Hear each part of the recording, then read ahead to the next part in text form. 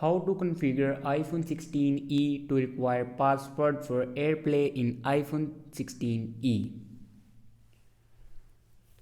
So let's start the video. First of all, open settings. In settings, scroll down and then click on general. After clicking on general, then you can see the option AirPlay and continuity. Now click on it and then scroll down in last, and here you can see the option require password.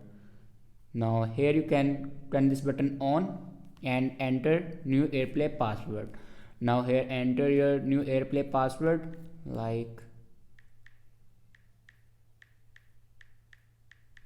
and then click on OK. So this is the way to configure iPhone 16e to require password for AirPlay. I hope this video is helpful for you. Thanks for watching.